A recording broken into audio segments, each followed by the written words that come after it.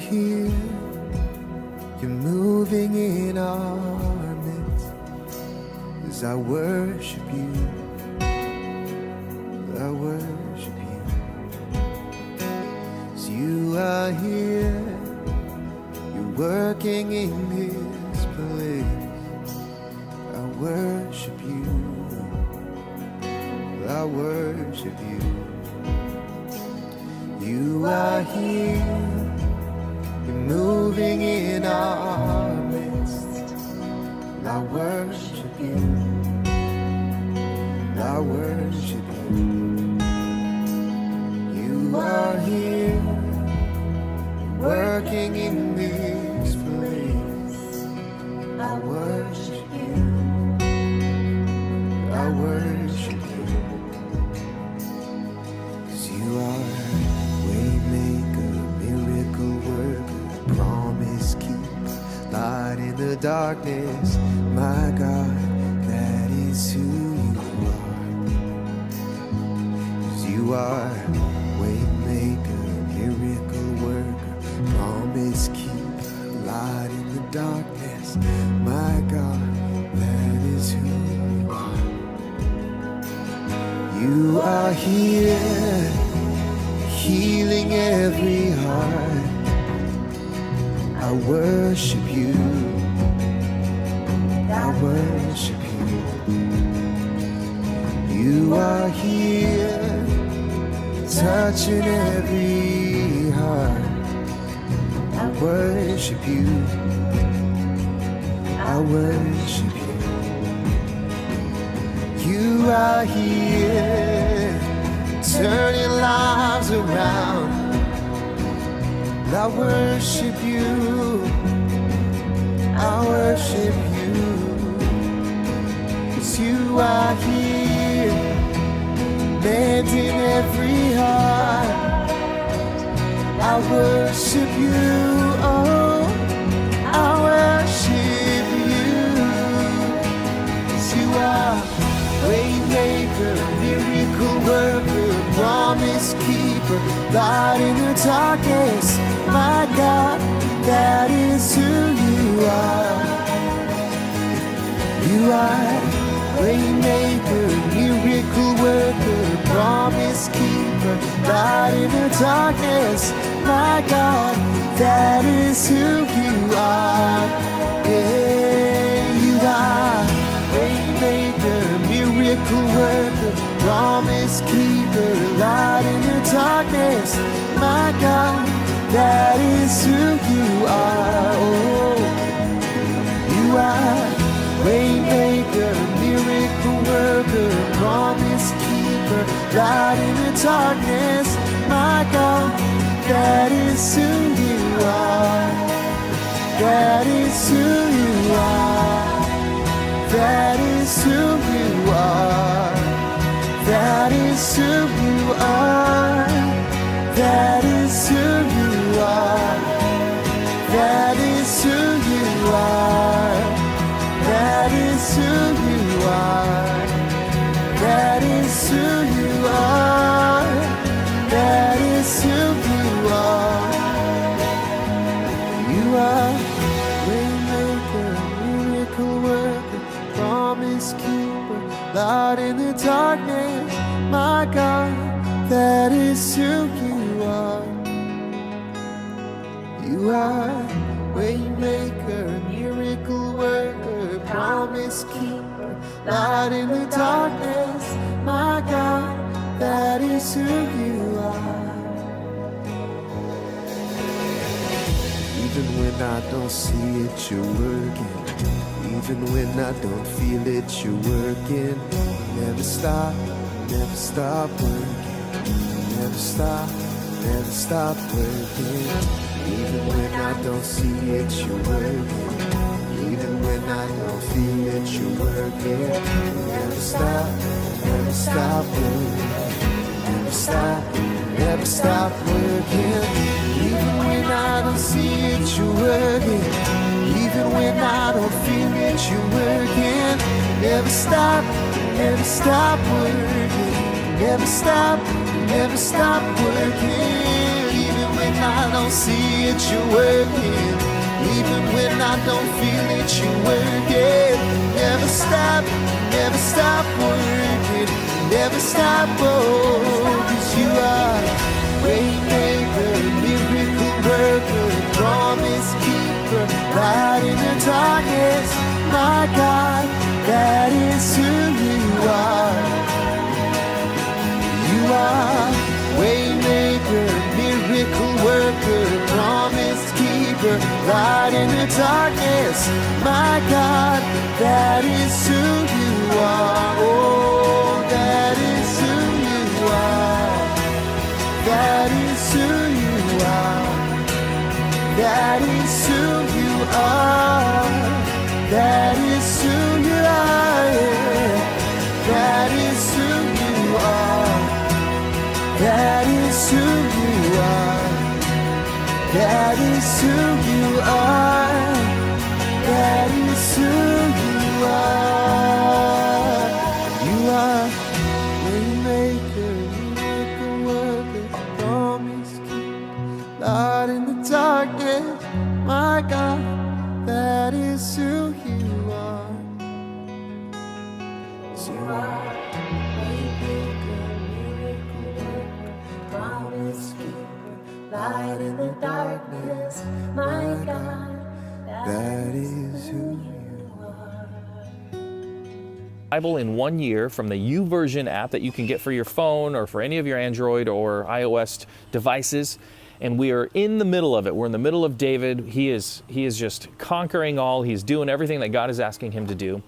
And in this moment that we're going to pick up on in 2 Samuel, chapter 6, the Ark of the Covenant has just been returned. He has defeated the Philistine army. They have recovered the Ark. He's bringing it back to Jerusalem in this huge celebration. And that is where we're going to pick up in verse 12. So David went there, brought the Ark of God from the house of Obed-Edom to the city of David with great celebration.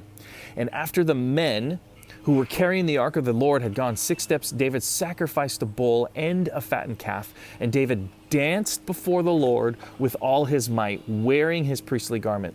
So David and all the people of Israel brought up the ark of the Lord with shouts of joy and blowing of ram's horns. So huge worship happening right here, a big celebration of what has happened in their history, that they're having something restored to them that is a significant thing to them, that is a significant piece of connection to them. It is what directly ties them in almost in a communicative kind of way to God. So they're very excited, but there's someone who's not as excited. And in verse 16, but as the ark of the Lord entered the city of David, Michal, the daughter of Saul, who's David's wife, looked down from her window. When she saw King David leaping and dancing before the Lord, she was filled with contempt for him. So she's mad at David because she thinks that a king should not act this way, that a king should be more distinguished, that a king should lead his people, but not in the way that he thinks is the way that lines up with the way she thinks. So he's dancing with all of his might. It says where I just read it, with all of his might. So he is just laying it all out there. He is worshiping God with everything inside of him. He is so thankful and he is joyful and he is celebrating this huge win that they have. But his wife doesn't quite see it the same way. Well, one of his wives, and it is the daughter of Saul, so there may be some other things going on, but we're not going to speculate at this moment. We just know that the Bible says right here, she was filled with contempt for him. She was not happy with the way he was acting as a king. You should not be this way. You are the king. You need to lead. And so I want to think about the word worship. I want to talk about that word right now, worship. Some of you may or may not have noticed, some of you guys noticed the minute you guys clicked on this screen, I'm not wearing Seahawks gear. I don't know if you guys noticed that. I'm just not. I'm wearing my team's gear. And, before you guys turn off this video right now and send us all a hate mail or a letter, which, by the way, if you have any complaints, send it to Larry at Gold Creek. He'll take all of those guys for you. And, if I'm just kidding. Before you do all that, this is just the team that I grew up rooting for. This is my childhood team. When I started getting into football in 4th grade, this is what all my friends, they love the Broncos because I lived in Montana and that's who they root for, who we rooted for. So for me, this just goes back a long time, and I know I'm in Hawks country. I get it. No worries here. I mean, the Hawks beat the Broncos in the Super Bowl, so there should be no animosity. There should be no booing, no thumbs down in this moment, because the Hawks got the big one when it counted. So let's just leave that right there.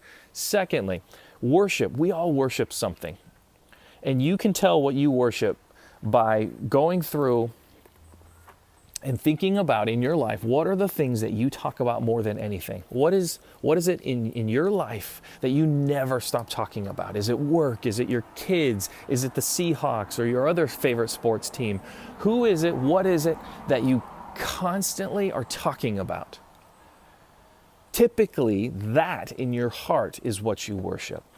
If it's money, if it's, a better life and you're just not content with your own, if it's a relationship that you wish would, develop that's just not quite developing, or whatever it is, a future husband, a future wife, wherever you're at, there is something that you worship.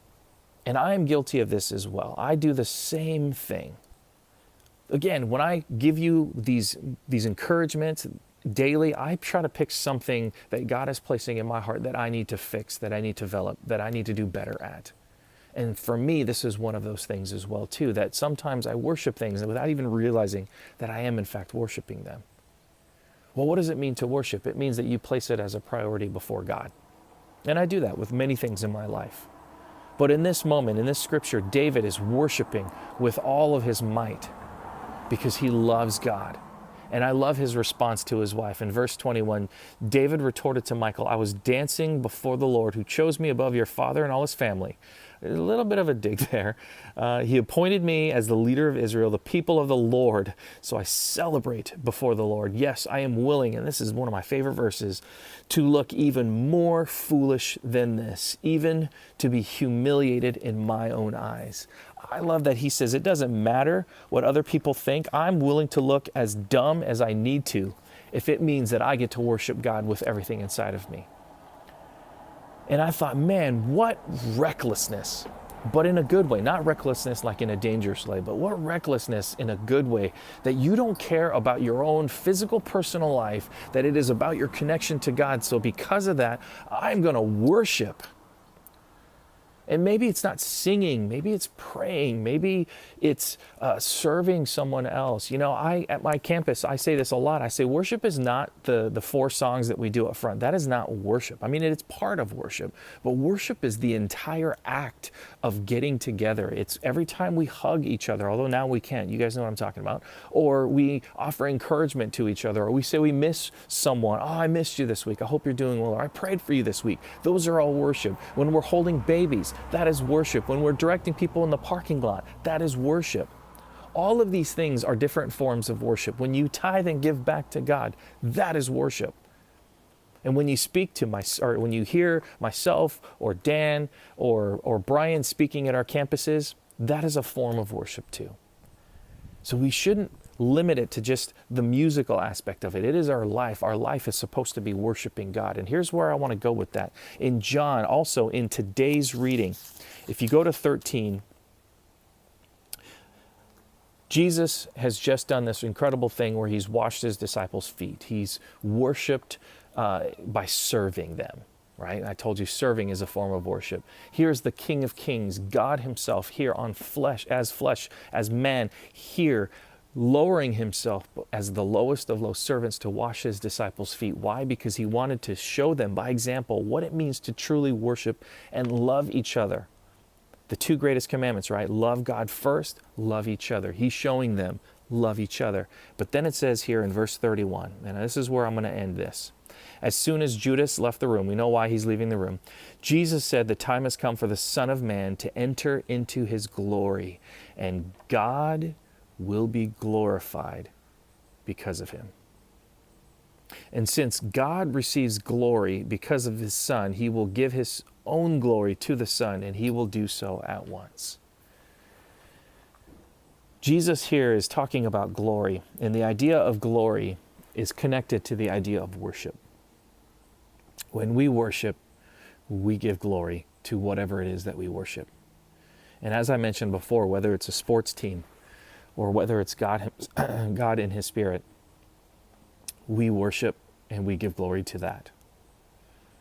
And Jesus here is saying that the hour has come now for God to be glorified, because God is about to do something. He's about to restore humanity to a place where we are now connected to him again.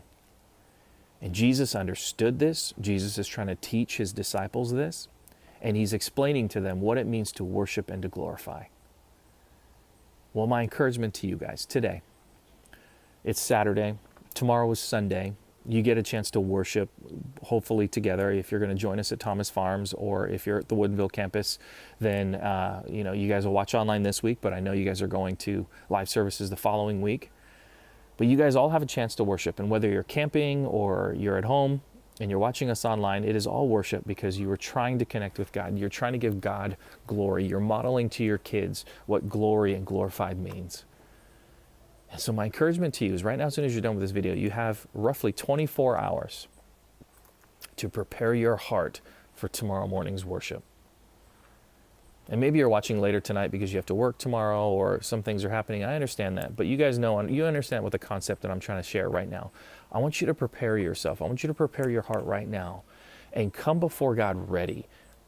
I have found that some of the best moments in my time with God are the moments that I am intentional and I schedule it and I'm preparing myself for it. And I know that in 24 hours, I'm going to do blank, whatever blank is, going on a hike, worshiping with other believers, whether I'm going to spend time and for an hour just reading and praying, whether I'm going to fast, any of those things. When I prepare myself for, there's just this connection, this readiness, this anxiety, but a good anxiety that happens because I'm anticipating what's about to be.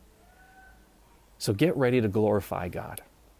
Spend the next 24 hours, however long you have before your next moment that you're going to spend with him, and prepare your heart and ask God to remove the things that are above him. I hope this message found you well today. I can't wait to see some of you guys tomorrow. And hey, have a great day.